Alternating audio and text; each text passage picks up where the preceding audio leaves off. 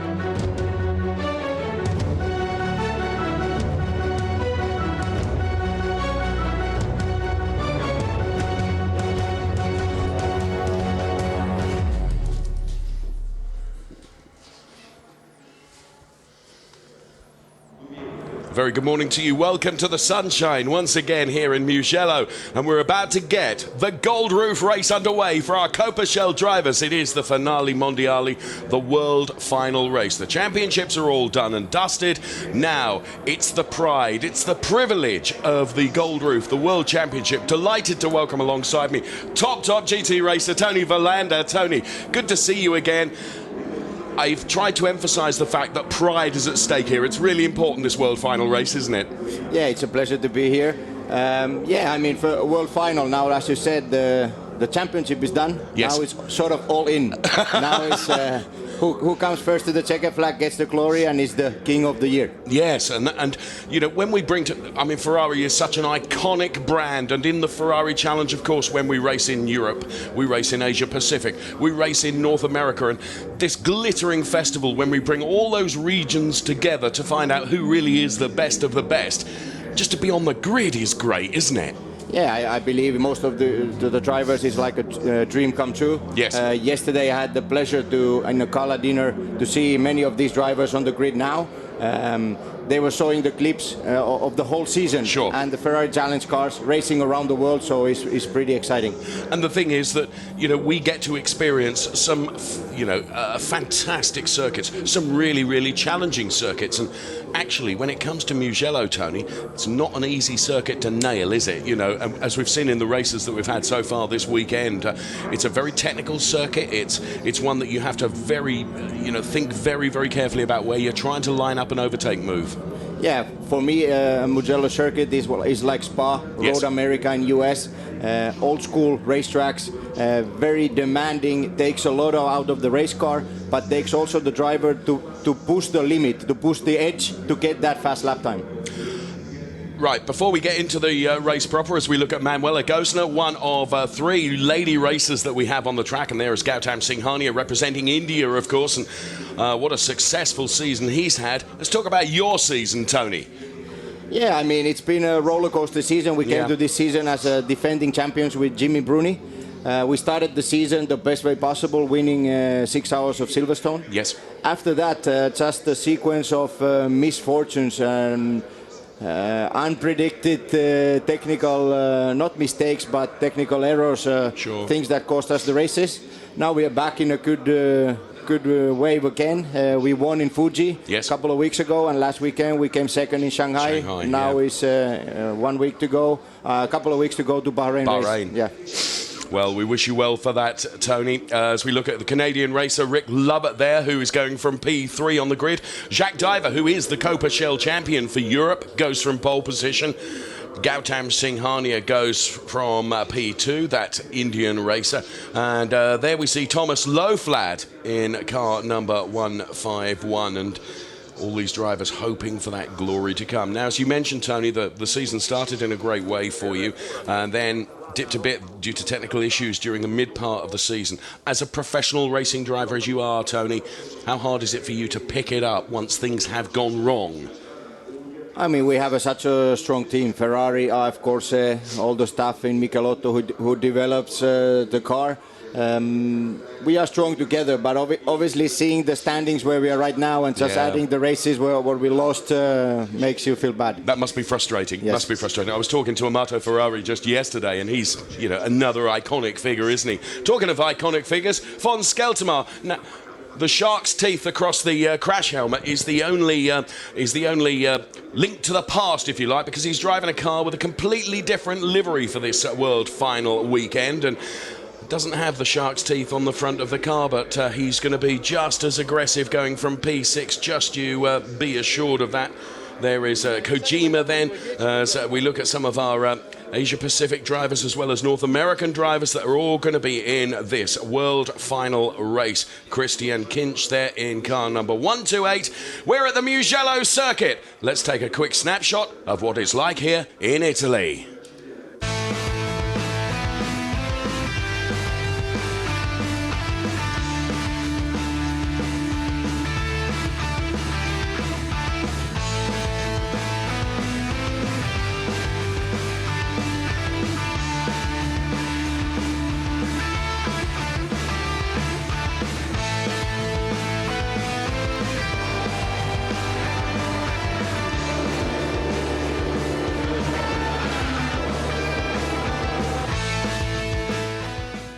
So a little snapshot of this Mugello circuit here then. And the Finali Mondiali. Of course, apart from the commentating duties that you have alongside me, Tony, for which I'm really, really grateful, you will get the opportunity in front of the huge crowd here today to get out there in that GT car, won't you, and show us what you can do. Yeah, it was pretty exciting. A couple of weeks ago I had the chance to test the car for the first time. Yes. Just the feeling is incredible. Yeah. I don't want to overdo it too much, but it's a great pleasure to be in the new project and to feel all the development that has gone and the big step we are doing again. From 430 was a step to 458, and now we made another huge step. Now the only thing we are missing, going racing with the others. And how much, as a racing driver, do you influence the development of the next evolution of the car, if you like, or a brand new car, of course? There's quite a lot of our feedback. We have a lot of meetings with the Michelotto staff and Ferrari staff in Maranello during the season, and this is the way we make sure that all the information from the drivers always gets to the engineers, and we don't get lost in the phone calls or emails. So there's a direct link and very everyday contact. As soon as we have something, we get in touch with the guys who work with the cars every day, and there is a very strong link. That's really good to hear. So, Tony, talking about the development of what will become the new car, which has been a completely blank canvas. More to come about that in the Ferrari show. However, we have had 2 races already this weekend in Coppa Shell, and when it came to race 1, it was Gautam Singhania, the Indian driver, on pole position, looking for his maiden win in the Ferrari Challenge. And in fairness, he would go on to become the very first Indian winner in the European Ferrari Challenge. And fortunately, Manuela Gosner, around the turn, got together with another car, and we can see it from on board here that just the slightest tap when you're on the edge is going to send you round. So Lady Racer having to pull back. A number took to the gravel, but one that didn't was Gautam Singhania. He was chased all the way by Eric Prinot, who's one of the gentleman racers, and Jacques Diver and Christian Kinch there in a battle, and Vladimir Hladek was in a battle all the time as well. These brilliant helmet cameras that we're able to bring you through the chicane. Comes Gautam Singhania and Eric Prinot, who pushed him all the way to the checkered flag, but proving how technical a circuit this Mugello circuit is, he wasn't able to get past, and therefore Gautam Singhania became the first Indian to take a race win in the Ferrari Challenge Europe. When it came to race 2, well, it was going to be altogether different, because the North American drivers had taken the fast pill during qualifying and left the European drivers almost in their wake. There was race-long battles going on, and of course Gautam Singhania was desperate to get up the order. Eric Chung was desperate to find himself in the gravel, and it wasn't the first time that he found himself out in the 198 car. This was a race-long battle that continued, which was for P2 and P3. And whichever way they tried to find a way past, it wasn't going to happen. Talk about make a 458 wide, but it's his right to do so. Jacques Diver and Gautam Singhania got together there. Gautam Singhania turning across the front of Jacques Diver. It was deemed to be a racing incident, and no further action was taken. Gregory it was, though, that was going to take the checkered flag. Of Italian descent, of course, he knows the Mugello circuit very well. So we're back live down on the track then, as we're about to get this world final race underway. Can you come into this, Tony, with the pressure of the championship over and think, I'm just going to enjoy this race now? Yeah, this is like the top of the cake for the whole season. Yeah. I saw pretty relaxed drivers yesterday at the dinner, but again, the concentration is now back at the maximum. This is the peak of the heart rate as well. The drivers are, this is the most exciting moment of the whole race, the start, because there's a lot of things that it's not under your control. Sure. A lot of things that can happen. One thing is also, it's very cool this morning, even there's sun shining, it's cooler, so with the tire pressures, is it going to be a little bit more sliding the first opening laps? And, right. and that's one thing, again, if you start with a higher pressure in the mid-race, if the pressure is too high and then you start sliding, so there is some compromises for this morning race. And as we get off on the formation lap here, all these things are going through the driver's mind, as you quite rightly say, and of course you have great experience of that. It is a bit colder this morning. It's the first race on the track. How many laps will it take to get those tyres up to the real operating temperature that they need, Tony? For myself, the lap that you go on the grid, and actually this formation lap is one of the most important things. It gives you the information, the way the car is working, the way the tyres are working. Maybe 1, 2, 3 braking test to see how well the car is handling, and that gives you the advice to going to turn 1. If you have the grip already now, it shows that you can really push on the opening lap, and this is also the moment where you can make your race. Yes. Because that normally when you go to a normal rhythm, all the lap times are 0.2 seconds, 0.3 seconds, 3/10 between first and fifth. Mm-hmm. But on the opening 2 laps, you can gain 3 seconds. Right. So this is the moment where to push. You can build that cushion almost, can't you? Yes, you can make most of the race. How important is it? We always talk, as hundreds and hundreds of people are making their way into the Finali Mondiali here at Mugello, and the grandstand's filling up already. We always talk about tyre warmth, and increasing tyre warmth, and make sure you're quite aggressive on the out lap and also the formation lap, and that's really rather too aggressive as Thomas Gosner goes around. It's putting some temperature into the brakes is quite important as well, isn't it, Tony? Yeah, it's just to get the overall package ready for the race start. I'm not a big waver. I don't. Are you not? I normally don't do much of the left and right waving. More of like building the temperature, oversteering the car into the corner, braking, acceleration. It's my way of doing the things, but the one thing is the driver to be awake and push those limits since the beginning of the race, because then it's too late if on 8th or 9th lap you do the fastest lap of the race and you lost 8 seconds in the opening 3 laps. Okay, we're on board with Kojima then, who is the first of the Asia-Pacific Coppa Shell drivers to show. There's Gautam Singhania, who's going from P2 on the grid. He's already had one victory across this weekend, and wouldn't he love to fly back to India, having taken the world final race as well. And Jacques Diver is, of course, the Coppa Shell champion. Now, the marshal here is telling everyone to grid up because we have rolling starts in the Ferrari Challenge. So it's down to and it really is down to that front row, isn't it? It's the first 2 drivers. They then control the pace, if you like, of the formation lap towards its end. Yeah, and if I understood correctly, between the first row drivers, there's already been a contact this weekend. So pretty exciting and tension to going to the first corner. And the worst of it is, Tony, they're in the same team. They both race for Ronnie Kessel's Kessel Racing team, as you can see there. But of course, all of these drivers, they're in it for themselves, aren't they? Whilst they might be run by the same team, they are responsible for their own success or failure. So it is going to be very exciting as Jacques Diver and Gautam Singhania are released. And in fairness, the first 3 drivers were all from the Kessel team, because Rick Lovett, the Canadian racer, going from P3. Okay, Beppe Scanetti then, who drives the Hublot safety car, should peel off into the pit lane, and then it will be down to that front row to control the pace of this rolling lap. It's a big 33 grid line-up. As they head towards the light now, the tension begins to build. The anticipation certainly builds, and the engine note will rise any moment. Tony Verlander alongside me here in comms for this 40-minute world final race with Jacques Diver and Gautam Singhania. Thomas Loflad looking for a way, Eric Prinot as well, and Gautam Singhania with a poor start there. He could lose out to Rick Lovett, because Rick Lovett then was right behind Jacques Diver, and Gautam Singhania right in the middle there with Thomas Loflad, but he is going to hold on to P2. Loflad, it's a long way around the outside, and you're going uphill as well, and Eric Prinot trying to do the same. Yeah, it's really tight battle between the 2nd and 4th places, and now there's a big contact and takes the top 3 out. Oh, that's Loflad round Gautam Singhania, and Loflad also caught the back end of the Jacques Diver car as well, I think.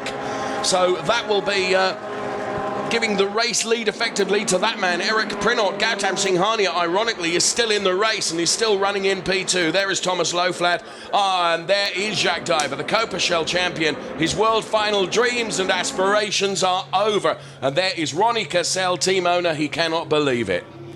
Yeah, the leader of the race has nothing to do with the accident. He did a perfect start, perfect opening 2 corners, and then just was collected because other guys went on over the grass and lost the control of the race car. So really unfortunate start for the race. One that is making a move is that man, Tommy Lindroth, as we see now. Here it is. And Loflad did just collect Jacques Diver, didn't he? And you know, I feel for Jacques there, because he really was the innocent party, wasn't he? Yeah, it's difficult call also from race direction and clogged off the course, because Singhani is not giving too much room for the other driver and forces him to over the grass, and then the leader of the race gets collected, and we see Ronnie Kessel, very emotional start for the race. Well, we continue with the race, and the leader is Eric Prinot, who... And there we see Jacques Diver and also Tommy Loflad. They're both out of the race. But Eric Prinot, many we would have said, is the potential favourite to take the Coppa Shell Championship this year. It went awry for him in the middle part of the season. But now, if he could crown the season out with the Gold Roof by taking the World Championship, that would be brilliant. The World Final race. He leads, and he has already very nearly a 2-second gap over Gautam Singhania. That was a ridiculous move, wasn't it? Yeah, again we saw driver 113 cutting over the grass in the last moment of the braking and collecting 1-1. Yeah, so that's Paul van Loenhout that's taken out Tommy Lindroth there, and that just looked to me to be a ridiculous move, Tony. Yeah, he was late overtaking the guy in front of him, and then he realized he cannot stop the race car, and then just cut through the crash and collected another car. So quite risky moves and a lot of aggression in the first part of the race. Well, let's see it again, because he comes from a long way back, doesn't he? And again there, Tommy Lindroth, completely an innocent party, Tony. Yeah, I think between the drivers, here we see the opening lap crash between the leader of the race. As we saw, he has nothing to do with the accident. He was concentrating on the next corners. Thumbs up from the driver, meaning that he's okay. Yeah, which is always, of course, the most important thing. The cars, of course, can be replaced. Pride, not necessarily so straight away. So we have a yellow flag sector through turns 1 and 2. We've just seen Tommy Lindroth then out as well. He will join that list of retirements with Thomas Loflad and Jack Diver. In the meantime, there is Gautam Singhania. Von Skeltermar is running in P3. Rick Lovett, the Canadian racer, is P4, and Thomas Gosner is P5. Now, the incident involving the cars right on that opening lap is under investigation by race control. We'll see if any penalties are awarded for that. And also under investigation, the incident involving the 113 car of Paul van Loenhap and Tommy Lindroth, which we saw just moments ago. Hopefully now, Tony, just 5 minutes into the race, things might just settle down and calm down a little bit. Yeah, there's a big battle between P3 and P4, so von Skelterma is under pressure from the driver behind.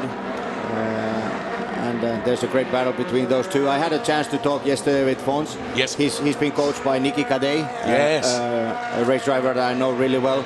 And pretty exciting advices from Niki saying don't watch the mirrors. Okay. Meaning that the driver needs to concentrate on the race and drive the car as fast as he can. If you focus too much on the mirrors, it takes out the concentration, and eventually the lap time goes, you end up going slower and give a chance to the guy who is hunting you from behind to attack. As you say, Niki Kadej, of course, with huge race experience himself, giving very, very good advice there, because effectively Fons, what he needs to do, as you have said, Tony, is focus on trying to get on terms with Gautam Singhania ahead of him. If he starts to refocus his attention on defending rather than attacking, inevitably he's going to be slower, isn't he? Yeah, this is the important race moment of the race for Fons, meaning that he must push all he got now to catch the guy who is in second place. Yep. And then eventually, if the pace is not enough, then concentrate on securing the third place. But now it's his moment to pull a gap, the guy behind, and trying to catch Singhania in the P2. What I find amazing is there is Gautam Singhania P2, von Skeltermar P3, and there is Rick Lovett. What I find amazing is that in the space of but a few laps, Eric Prinot has done exactly as you suggested needs to be done. He has built up a gap of 4.5 seconds. Now, that means that he has a lot of comfort over Gautam Singhania, but as you can see on the screen, Gautam Singhania is going to get a drive-through penalty anyway, so this will elevate von Skeltermar and Rick Lovett further up the order. Will they be made aware of this by the teams? Yeah, especially Fons in P3 he will be let known as soon as possible that the car in front of you has already a drive-through, so push as hard as you can, but just for your information, don't go into crazy accidents with the guy in second place, because that's a way of just wasting your own race. Yeah. The race leader, as you said, maybe haven't had the best of the season, maybe haven't had the best of the weekend, but it shows that how competitive these championships are. If you are in P4 and P5 fighting for the position, you cannot show your true pace. Now suddenly he's leading the race and he can show the true potential, what he can do out there on the racetrack, and the way he's pulling the lead, he's absolutely dominating the race. And it has to be said for Eric, who is leading the race, he loves the Mugello circuit. He knows the Mugello circuit inside out. He's one of our older racers in the Coppa Shell Ferrari Challenge. But just having that depth of track knowledge, Tony, that must be worth a tenth or two. No, it's very, very important, and especially with the changing conditions. Sun is coming up, sun is going down, it's cooler at one point. You can use the curb in the exit. The other place, the curb is damp in the exit. So all this information is gathered by the driver and used the best way possible in the race. And as we see now, the leader, Prinot, is lapping 1 second faster than everybody else. Which is a big, big difference, isn't it? Okay, I would have said, looking at this, forget Gautam Singhania. He's got a drive-through penalty. Let's focus on this battle, which is effectively going to be the battle for P2. I would have said that Rick Lovett is getting ever closer to Fons Skeltermaar ahead of him now. Yeah, looked on the previous lap that the lines that Fons were using were really good, and he was able to pull away from 1-1-2, so Lovat. But now again, he is back really close to Fons, and maybe to turn one we can see overtaking maneuver. Well, it's possible as Gautam Singhania dives into the pit lane to take his drive-through penalty. Here is Rick Lovett. There is Gautam Singhania. His drive-through penalty was Rick Lovett going to line him up, and damage to the rear-view mirror on the right-hand side of the car, pointed out by Tony. Thank you for that. And Gautam takes his drive-through penalty. He will rejoin way down the order. At the moment, Fons Skeltermaar has managed to hold off Rick Lovett. I think Eric Prenot just is building that advantage, yes. So Fons Skeltermaar has denied Rick Lovett so far going into turn one. He was lining him up, but wasn't able to make that move. So the two Kessel drivers running together here in P2 and P3. Just 5 tenths between the two of them, and there we can see slightly different lines through that turn, wasn't it, Tony, by each of the drivers? I guess you develop your own pattern of how you make the circuit work for you. Yeah, I mean, going through turns 6, 7, going to Arrabbiata 1 and 2, so Casanova, Savelli, there is a chance of using a little bit different lines. Important thing is not to overdrive it at Casanova, so turn 6, which is right-hander going downhill quite deeply, and then you have a good line to turn 6 and have a good speed going to Arrabbiata 1. So not to overshoot the corner at turn 6, use all the right-hand side, and then you have a clean line going through Arrabbiata. This Bucina turn where you're going really downhill as well, you carry so much speed into that turn, don't you? And through the final chicane as they head, that was the Corinteo turn, as they head up to the final turn now, Bucina, which is also downhill, isn't it? You turn into this left-hander and you're going downhill as well before you start the start-finish straight. Yeah, somehow racetrack with a lot of different heights, ups and downs, and somehow they become the very legendary racetrack. Yes. If we take S.p.A, Mugello here, some of the really old school racetrack in US, Motorsport, things like this, so the up and down, and with like Formula 1 car, the Arrabbiatas I believe are flat. Yes. And that's really fast, and it makes you feel the race in the race car that it really squeezes to the tarmac and gives the right feeling of the grip. As we see in the pictures, Fons in P2 is really pushing hard, and he's maybe overdriving the tires a little bit, so maybe he's also to a tire degradation towards the end of the race. And of course, this World Final race is the longest race that they do. It's 40 minutes rather than the traditional 30 minutes. So that tyre management also, when we get towards the end of the race, Tony, it's those that have been able to perhaps try and protect and look after those tyres that will pay off. Yes, it's a tyre management plus the setup of the car, because you can put a really aggressive setup for Mugello circuit for one lap to get the most out of it for qualifying. But then in the race, if you are really fast for 8 laps and the tire drop is huge, then the guys who are a little bit more conservative can really catch you in the end of the race. And with these demanding high-speed corners, this is really hard circuit for the tires. The battle for 9th position between Kojima and Yin, we can see there. I was talking to a number of the drivers yesterday, Tony, and what was really interesting was there are some drivers that prefer a car that is a little bit oversteery, and there are other drivers that prefer to try and manage a little bit of understeer. I mean, do you have a preference? You'll say, I want the car to go where I put it, Dave, but... Yeah, I want the car to win. No, I mean, in the endurance races, we want a safe race car. I cannot drive a car for 6 hours, which is really on the edge, and to get the lap time, I need to risk every lap. So a little bit of understeer, especially on high speed, is not that bad. Right. In the beginning of my career, I was not a big fan of understeer, but it's something that really helps you go through the traffic, go through the different conditions of the racetrack, damp, raining, cooler, hotter temperature. So safe race car for me means a really solid rear end of the race car, and play around with the controllable understeer. If it's a massive understeer, I come to the pits and let the engineers change the race. Sort it out. Okay, a big battle going on behind Corinna Gosner here, and it's a 3-way battle now, and thankfully, well, the 525 car of Kojima is the one that is desperately trying to find a way past Manuela Gosner, not Corinna, and has done it there. And now Is Manuela going to be able to close the gap, because she has a lineup of 2 458s behind her, but she's seen one go through in Kojima, and has now got another 2 cars, that of Delatra and Zing, really hounding her here. Yeah, really great racing, and this is what we want to see. No contacts, a really great move. Turn 1, San Donato, late braking, going outside and having the inside line for turn 2. So really great racing. So Manuela being lined up once again now by the it's a very, very interesting livery that we see across the Delatra car. The Delatra was very, very good in the racing yesterday, and this battle is continuing. And the Gosner family, of course, Manuela is sister to Corinna, who's also in this race, and the father, Thomas Gosner, is also in the race as well. And David Gosner races in the Trofeo Pirelli, so it's a real family affair, Ferrari Challenge racing campaign from the Gosner family, who incidentally are run out of the same stable as our race leader, Eric Prinot, who now has some 9 seconds of a margin right at the front of this race. So we're going to get a drive-through penalty for the 525 car of Kojima. Now that was overtaking under a yellow flag. Yeah, maybe that was the thing we saw in turn 1. Yeah. So all the glory done for the great maneuver and taking on the yellow flag. So well, it's an absolute no-no, Tony, isn't it? You know, and well, a drive-through penalty to come. So that will mean that Manuela Gosner is elevated a further place.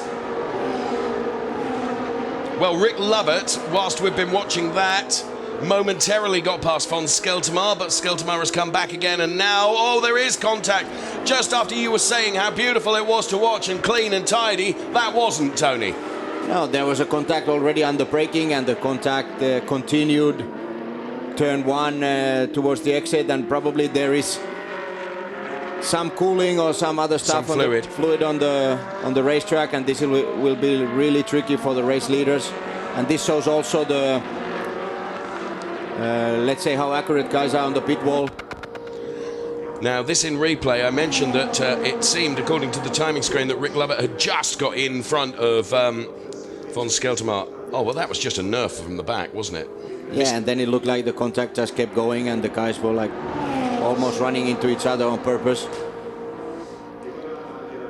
Now, that's a high-speed cut across the grass there, isn't it? And, wow. Well, we've seen some incidents and action, that's for sure. But the one man here who's doing it also very well is Eric Prinot, Tony. Yeah, and now the pit wall needs to advise the leading driver that the turn 1, take it easy. There might be some cooling liquid on the racetrack, and be aware of it. The lead is so impressive. After 15 minutes of racing, he's leading by 10 seconds. It's extraordinary, isn't it? Absolutely extraordinary. So there is Prinot's pit board then. P1 and 10.3 seconds to the good. And it must be an awesome feeling to have built that lead into lap after lap. But if you suddenly come across that patch of fluid, it's a real tongue in the mouth affair that is, isn't it, Tony? Yeah, especially on the braking going to turn 1. The speeds are so high, and if you suddenly lose the grip, it can cause some issues. The track is really wide going to turn 1, but if you run out of and going in, you end up in the gravel trap, then it's really tricky to get out. Well, for lap after lap after lap, I have to say I've been impressed with the way that von Skeltermar has been able to defend here, because Rick Lovett has pushed him all the way, and he hasn't, Fons has not yielded to that pressure. He hasn't seemingly made too many mistakes, and that, of course, has meant that he's retained that P2 position, and Rick Lovett is continuing to have to chase. Who is it that's going to have the harder job here? Is it Rick or is it Fons? No, Fons definitely. I was about to say that he's going to have the race of his career, because he has to defend the whole 40 minutes, and he's pushing as hard as he can. We see Fons is doing now. He's fast at the first sector. Yes. But he just cannot pull away, and the guy is following him like a train. Yeah. And just looking for the right moment. Maybe that mistake can come up, and it's definitely the pressure is on P2 on Fons. Yeah. We're watching the battle for 4th place at the moment between Thomas Gosner, who's father of Manuela, who we just saw go round, and Christian Kinch. And Christian's season really has come good towards the end of the season. His race pace has been extraordinary, and he's really enjoying his time out there in the Ferrari Challenge. And he will certainly be enjoying this World Final race, where he's currently running in P5 behind that Thomas Gostner car to continue that family affair that I was talking about. Thomas Gostner is the father of Corinna and Manuela, and also David Gostner that's in Trofeo Pirelli. So good driving from Thomas Gostner and Christian Kinch. Yeah, from the team's point of view, as a coaching for these Coppa Shell drivers, the great thing is to see the way they develop themselves during the season.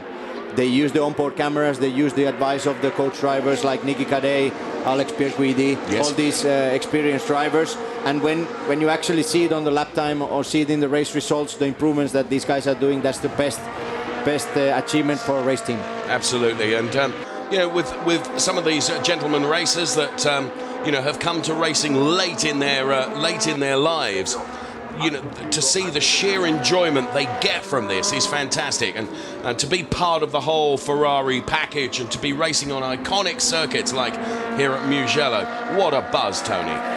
Yeah, also a lot of different backgrounds of these gentlemen driving right now, but many guys in really everyday pressure with the business world and all that stuff. But to see them on the grid is like attention the kids on the Christmas Eve, the excitement and then the relief after the race. The pressure and the emotions you go through is a thing that the drivers are going through, and there's really no other way to experience this. When they are alone in the race car, nothing and nobody can bother them. They're just them and the race car, and this is something that gives them a lot of pleasure. And something else that I feel I should bring up as we watch von Skeltermaar and Rick Lovett continuing their race and their battle for P2 and P3 is an awful lot of the gentleman racers that come into the Coppa Shell Ferrari Challenge have done so because they've been on a Corsa Pilota course at Maranello. They've so enjoyed it, and they've had such good instruction and tuition that they feel, do you know what? I think I'd like to go and do this. And that's some testament, isn't it, to the Ferrari way of doing things, Tony? Yes, that's a really good proof of how to do the things in the right way, but also for the driver. When you go to a driving school and it actually confirms that I have the capability of driving the race car. With the right instructions, with the right guidance, I can do it, and what a better way to do it than in Coppa Shell. No, absolutely. So, von Skeltermaar then, as Tony has said, is having to drive the race of his life, and to keep Rick Lovett at bay, the two Kessel drivers. Von Skeltermaar from the Netherlands, Rick Lovett from Canada, here racing together for P2 in the world final race for Coppa Shell, when we've brought together the best of the racers from Europe, also from North America and Asia Pacific, all in one Gold Roof race. The pride of the world final race, which is being led by Eric Prinot, who has a 11-second margin over von Skeltermaar and Rick Lovett, who we're watching right now. We get to this stage where it's about half distance in the race, Tony. I guess this is where it's absolutely crucial to maintain that focus and not let it drift off. Yeah, it's down to tire management, the way the car is working on the tires, but also the physical, mental preparation the drivers have. There are drivers that are more fit, drivers that are a little bit less fit, so the last 20 minutes will be a really tough battle, and like those last kilometers doing a half-distance marathon or something. It's really where you need to push the limits, but at the same time, eye-hand coordination needs to keep, the legs needs to be sharp all the time, so this is really demanding last 20 minutes. Well, let's see how they manage it. Certainly for the moment, von Skeltermaar has done a fantastic job in terms of keeping Rick Lovett at bay. Both of them racing for the Ronnie Kessel team. But of course they are their own drivers, and whilst the cars may be prepared by the teams, there's certainly no team orders here. As we see Corinna Gostner up the inside of the 377 car. Corinna Gostner, another one of those lady racers, sister in fact to Manuela Gostner. And getting past the Courtney car there, and can just see ahead the Gautam Singhania car. Now, he has made his way back up to P10 from his drive-through penalty. That's no mean achievement either. No, it's a good way of racing, and we've seen his speed during the weekend and during the whole season, so that's not a surprise that he can actually get back to those places. I believe his drive-through penalty was given because of causing a collision, not giving enough, or forcing another driver off the track, not giving enough room going to turn 2. So the first chicane, and really unfortunate issue. It ended up a race for the leaders at that time, so it's the way it is.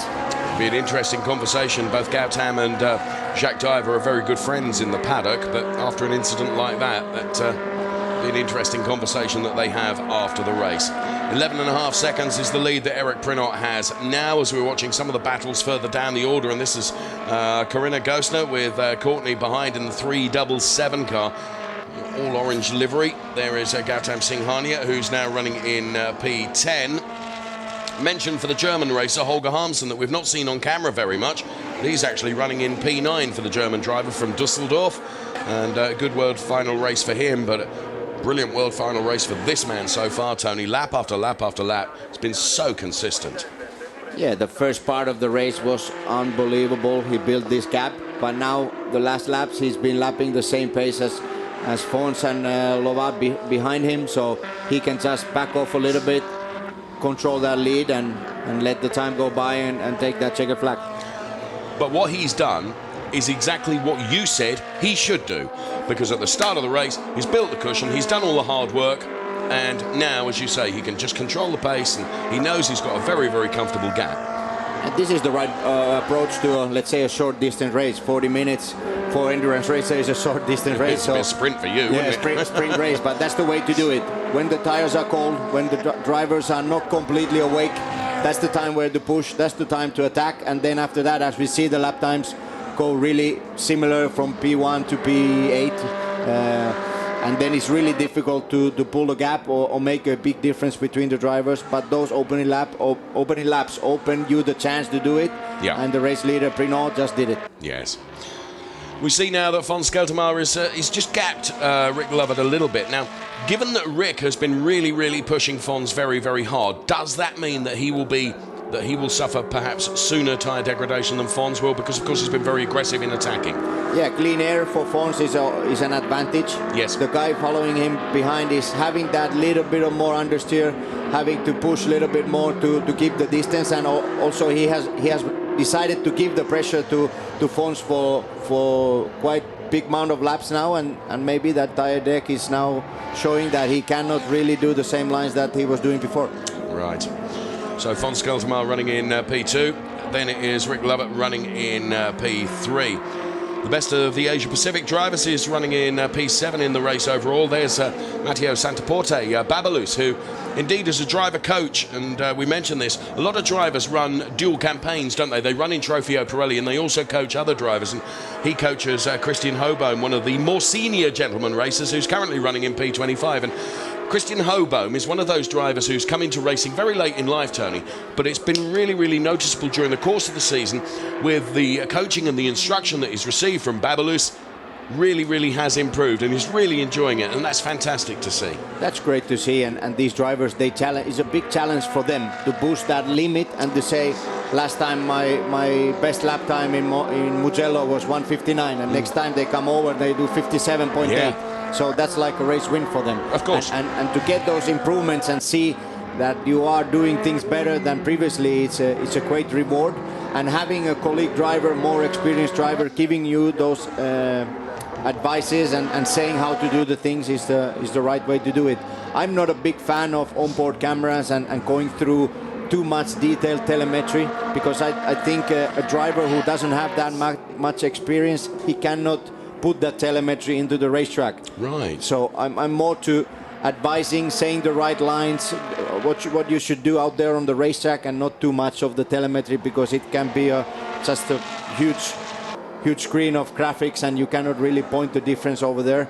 Obviously, you can improve the big things going through the turns with the wrong gears and stuff like that. Of course. But when you're missing a couple of seconds, you need to keep things simple, also in the coaching, and to get to the right rhythm. And then with the telemetry, I believe you can take out those last tenths of the second. Well, it Really interesting to hear that. And now the man under pressure here, and this is the battle for P4 between Thomas Gosner and Christian Kinch, another driver who over this season has really improved his racecraft and has come so good, and is very quick now by virtue of the fact that he's running in P5 and he's hounding Thomas Gosner now for the P4 position. So the two cars that you can see, Thomas Gosner, who runs in the same team as our race leader Eric Prinot, and there is Jacques Diver, who of course is having to watch the race unfold from the pit wall rather than being out on the track. That must be a bitter pill to swallow, Tony. Yeah, it's not an easy thing. You were leading the race, you did the excellent start, and then let's say by aggressive move, because of aggressive move by other drivers, your race is over. But the other hand, he won the championship, I believe. Yes. He was P1 for the Coppa Shell Finali Mondiali, so that's pretty rewarding. Now there, I think Gautam Singhania was very lucky, because Zeckelman gave him racing room, didn't he? He looked in his mirror, saw he was there, and thought, whoa, I'm not going to dive in here. Yeah, Singhania showed the nose of the car, hoping that there will be the space, and another driver gave him the space. He's challenging through the field. Unfortunately, he had the drive-through penalty earlier on, but he's showing a great pace. He is. He's up to P8 now from having served that drive-through penalty. So it's a great pace from Gautam Singhania, the Indian racer then, in this world final race at Mugello. And well, that's interesting, as Christian Hobome allows him room to go through. Christian, one of those back-marking racers, but good track knowledge there, new and spatial awareness, knowing who's around you, Tony, and you know, driving in the correct fashion, allowing those faster drivers to come through. To recap the order then, it's Prinot that's leading by 11, well, just under 12 seconds, only 0.2 under 12 seconds. Then it's Skeltermar, Lovett, Gosner, Kinch, Lendudis, Kriton Lendudis, then it's Zin, and then it's Singhania, Zeckelman, and Holger Harmsen is P10. Yeah, really interesting to follow the racing lines Singhania is using, and really aggressive. Great racing lines through Arrabbiata 1 and 2. Really impressive. You just saw the Rosso Corsa team on the pit wall there, and Stefano Guy, another very experienced racer who's, of course, raced in the Challenge. Not only that, raced in the European Le Mans Series and various other categories as well. Stefano Guy, a real racer who will undoubtedly have been offering his instruction and advice to the Rosso Corsa racers that are out there on track. P7, P8 then, it's Gautam Singhania chasing down Zin now in that gold liveried car. There is Gautam Singhania. Here still is this battle that is raging for P4 between Thomas Gosner and Christian Kinch. And at this stage of the race, where we've got just sub 10 minutes to come, these drivers are now beginning, with such a big grid of cars, to be up against backmarking cars. And the backmarkers really play their part in this race as well, don't they, Tony? Yeah, in endurance racing we see drivers that are sometimes struggling with the drivers that you need to lap. You suddenly lose that pace, and it's difficult to build up a good rhythm again. Now we saw the drivers battling for the position, getting through the lap car pretty easily, but again it's opening the chance for the driver from behind Kinch to close the gap and have a go on the driver in front of him. But bad marker and the lap drivers are always an issue, and there's a big difference between the drivers how they manage it. Yes. So they've got past okay, and Thomas Gosner maintains that P4 position at the moment over Christian Kinch, who is running in P5 in the back-to-guard liveried car. Thomas Gosner from the MP Racing team, part of that Gosner family that really are such a big part of the Ferrari Challenge. And it was nice at the gala dinner last night that both Manuela and Corinna Gosner, the two lady racers, whilst they may not have won a championship this year, were invited up onto the stage to celebrate the fact that they're in the Ferrari Challenge and doing a great job as well. Looks of anxiety on the pit wall there, but no look of anxiety on this man, who has been faultless, really. Eric Prinot has driven every lap, pinpoint accuracy, maintained a reasonable pace, 1:57.126, and did exactly as Tony Verlander instructed right at the start of the race. Build the gap up early on, because that's where you will benefit, and he has done that, Tony. Yeah, car is still looking great. He has a good grip from the tires, but the only thing he needs to do is lap like the drivers behind him and keep that over 10 seconds gap to P2 for Scheltemann. And yeah, great way of controlling the race. Now is the remaining less than 8 minutes. Just needs to bring that car to the checker flag safe. And I guess when, you know, he went in, seems a long while ago now, and Eric would have definitely been one of the favourites to take the Coppa Shell Championship. And as I said, the middle part of the season it went awry for him. To take the world final win will be some recompense for a season that perhaps has not gone the way you expected, as we see Jacques Diver there, and that's Max Bianchi to his right-hand side as Gautam Singhania. That in replay, you could just see as he went to turn in the other car, didn't he? Yeah, he a little bit caught him. Caught him, and hopefully there is no contact. Oh no! That's Christian Kinch, who we've been seen battling for P4, and he's in the gravel, and I don't think that car's coming out of there, is it? And Gosner is out as well, so there's obviously been contact between the two of them, Tony. Yeah, we saw. So Kinch had got past him, and then Gosner tried to come back in a way that perhaps was never going to work, Tony.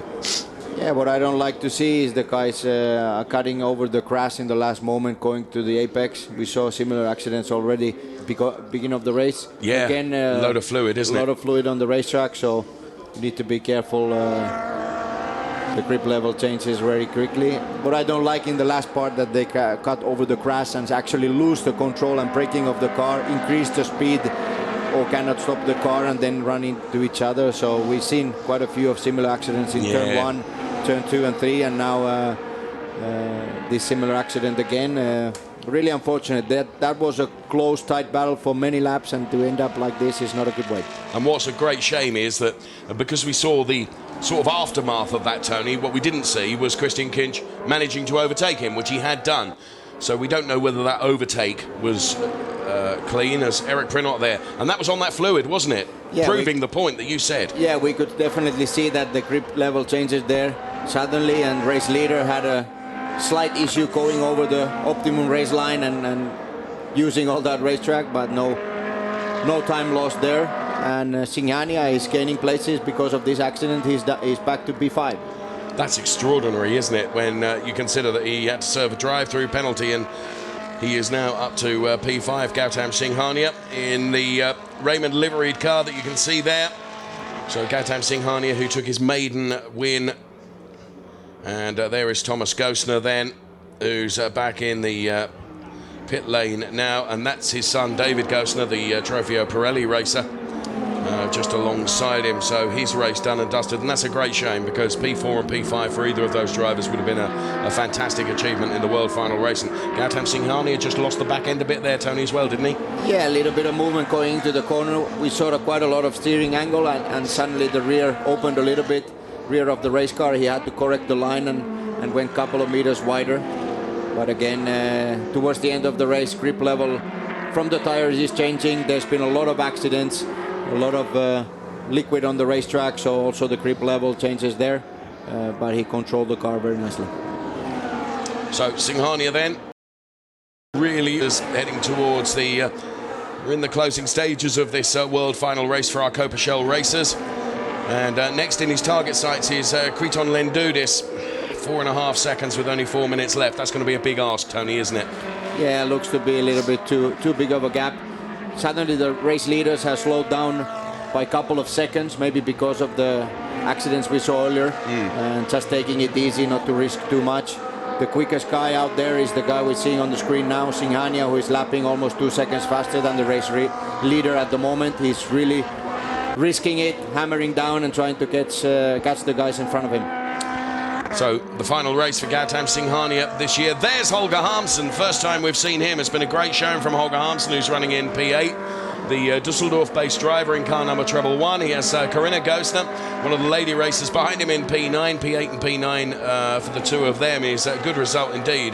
Holger Harmsen finished up his first race here at Mugello for this world final weekend in the gravel in the same place twice. Managed to dig himself out once and blow me down. He was in exactly the same place a couple of laps later, and sadly he wasn't going to be able to get back from that, but is got it all together today, and he is running in P8. Holger Harmsen being hounded though by the feisty Corinna Gosner right behind now, and this is where a backmarking car perhaps can play into this a little bit.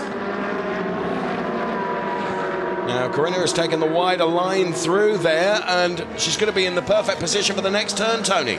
Really tight racing, and outside move from car number 173.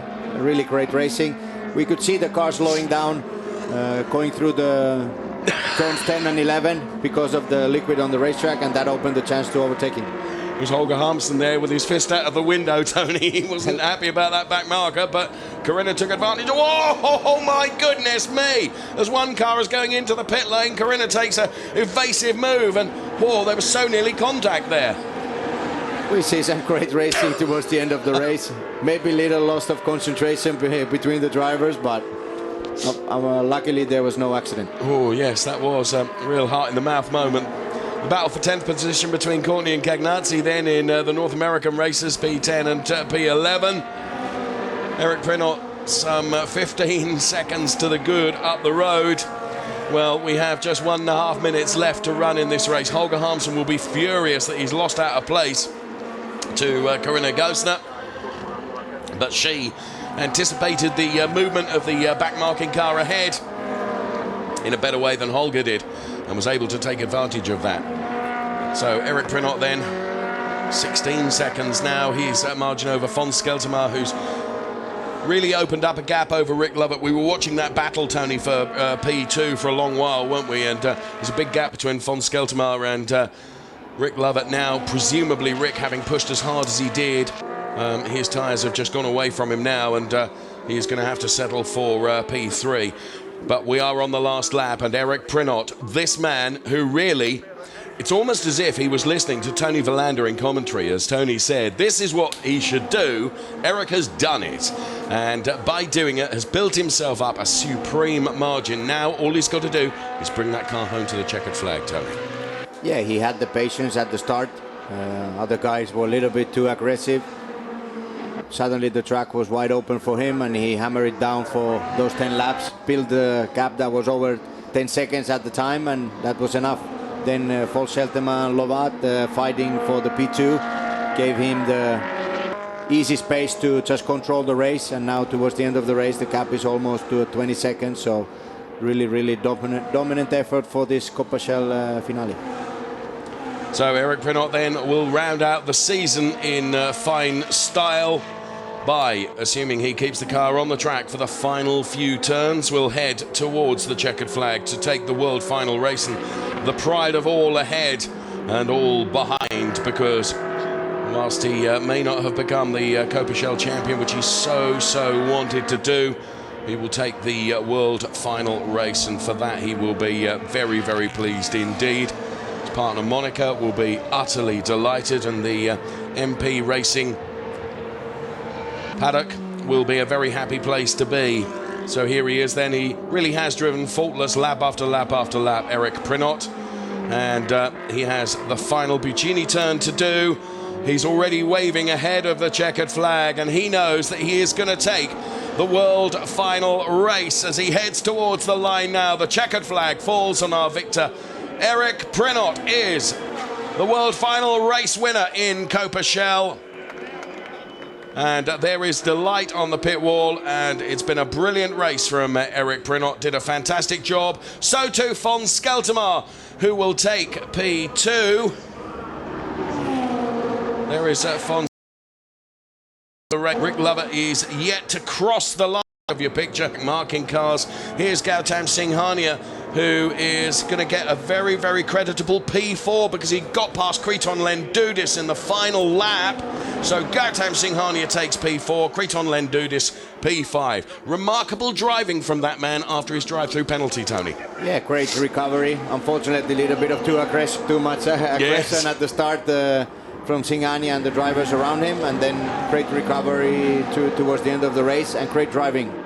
Tony, as always, been a great pleasure to have you with us. Thank you so much. I know you've got other duties to go off and do now, so we'll release you while we do the podiums. But we're so looking forward to seeing you out on the track in that GT car a bit later. Thank you very much. Always a pleasure. Thank you, Tony. Tony Verlander then joined us in commentary and giving us a top driver's insight into that race. So that was fantastic stuff.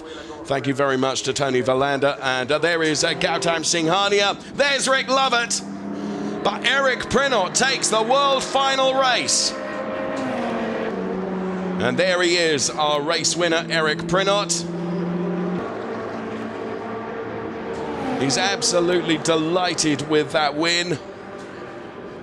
And we did see Christian Kinch and Thomas Gosner having one or two angry words in the pit lane because, of course, they should have finished P4 and P5 in the race. Meatball flag there, ready to be displayed with the other flags as the marshals put on a bit of a flag show at the end of the race.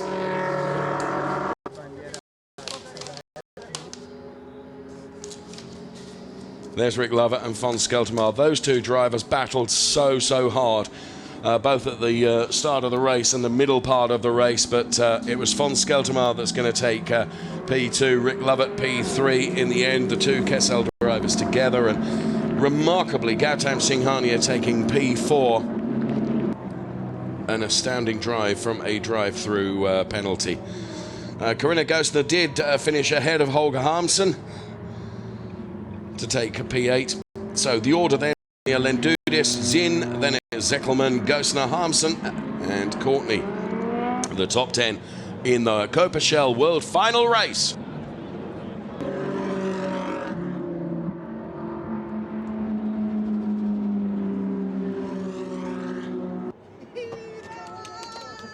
So the delight for Eric Prinot. Fantastic stuff. Bravo, bravo. World final race winner, Eric Prinot.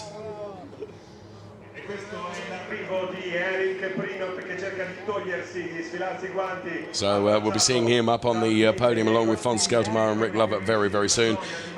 There is Monica, who's also utterly delighted. It's going on the roof of the car, and why shouldn't he? Eric Prinot takes the world final race. Yes, give me a hand down, chap. Okay, let's recap on the highlights of what was a very dramatic race.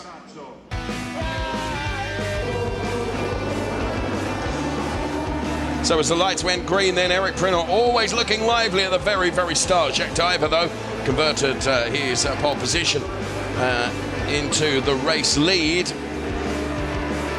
around the outside of Gautam Singhania. Unfortunately, low flat into the back of Jack Diver, which saw their races over. Ronnie Cassell could not believe what he was seeing. So Gautam Singhania received a drive-through penalty, and Tommy Lindroth and Paul van Loonhout getting together there. And the thumbs up from the 151 driver. So after the drive-through penalty, Gautam Singhania drove like an absolute demon to make up places. Manuela Gosner getting a little bit of a nerf there. And there followed still further contact, which saw her race really curtailed.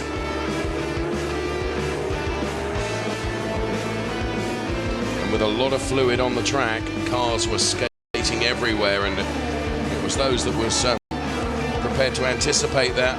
This battle for P4 and P5 ended with both Thomas Gosner and Christian Kinch out. Eric Prinot had not put a foot or wheel wrong for the entire race, and he took the world final race with a margin of some 17.5 seconds over this man, Fons Skeltermar P2. And it was Rick Lovett that would end up in P3. And there is Fons Skeltermar being congratulated. And also down there is Alexis Di Bernardi. There's Rick Lovett, our P3 Man, let's go up to the podium now.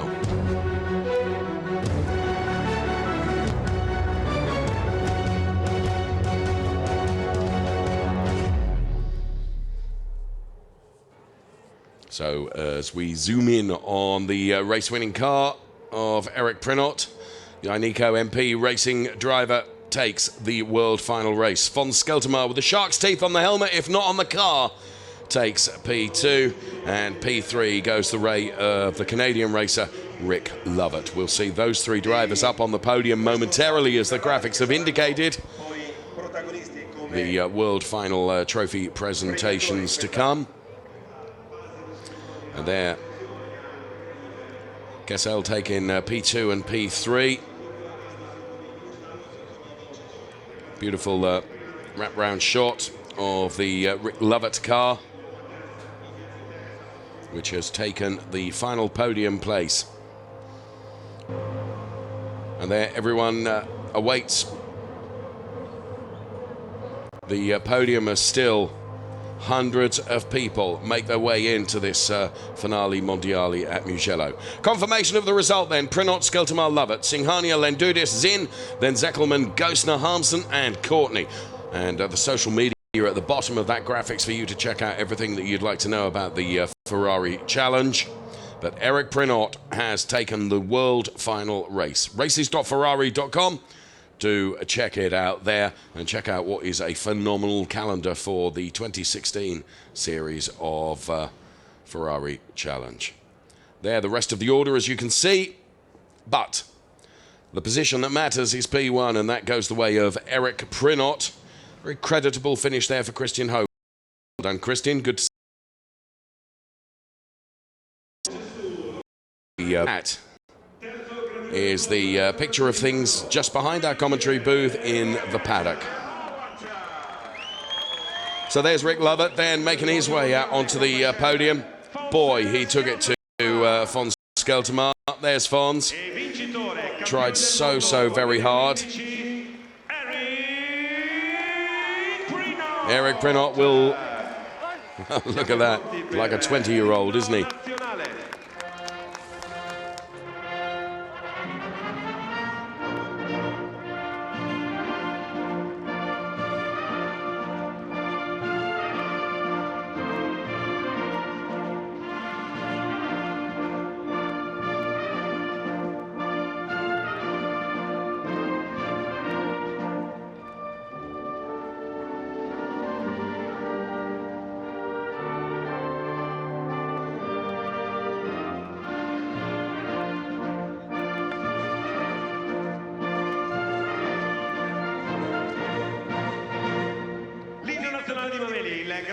Grande inno nazionale per Eric Prinot. I trofei d'onore sono presentati. Tony Villander, Ferrari Gran Turismo per il terzo classificato per Rick Lovett. Just a few moments ago, he was on air with us. Tony Villander then making the trophy presentation first of all. There's Jimmy Bruni,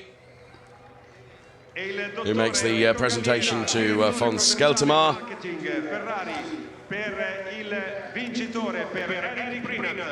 And Eric Prinot then receives his P1 trophy from Enrico Galliara, the Vice President, Commercial and Marketing. And look at that. So Enrico and Jimmy and also Tony Villander all in there for the photograph as well. It's Eric Prinot, Von Skeltermar and Rick Lovett. The 1, 2, 3 in the world final race here at Mugello.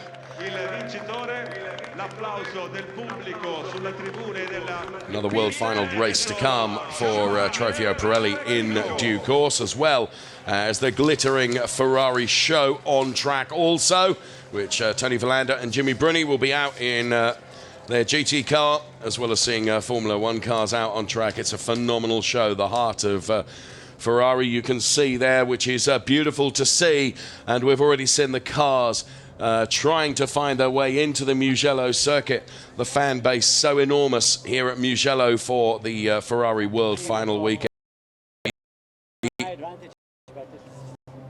the way to win the races. So good to hear those conversations. And Eric with 2 fine trophies, and Prinot has a number of those, and he goes off behind the podium there. So we can look forward to the Trofeo Pirelli race to come. Jacques Diver and Gautam Singhani are now really interesting. Gautam there apologising to Jacques because, of course, inevitably Gautam felt partly responsible for Loflad going into Jacques Diver and taking him out of the race. So good to see those two having their discussions. Jacques Diver, of course, having taken the Coppa Shell title, and both Kessel drivers. And there is our world final winner, Eric Prinot. Marco to his left-hand side there, and Monica in that as well. Here is the calendar then. I said it's a good one. It all starts at Monza at the beginning of April. Then we go to Mugello, back here. Then we get underway for 2016. There you can see some of the sights and sounds of this fantastic Finali Mondiali event. Ronnie Kessel, good advert there, Ronnie, well done. That not such a good advert as you see Jacques Diver and Thomas Loflad and Tommy Lindroth quite cross as well. There are a number of drivers out of that race. Holger Harmsen and the victorious Eric Prinot. Trophy presentation that we have just seen with Jimmy Bruni and Tony Verlander, and been delighted to have Tony Verlander with us here in commentary for that race. And Tony Verlander and Jimmy Bruni be out there along with Giancarlo Fisichella and a number of other drivers as well in various Ferrari racing machines from F1 all the way through GT categories as well. So there you can see the very, very packed paddock behind our commentary booth and the packed grandstands of fans enjoying everything that Ferrari has to offer. And it's a blooming lot.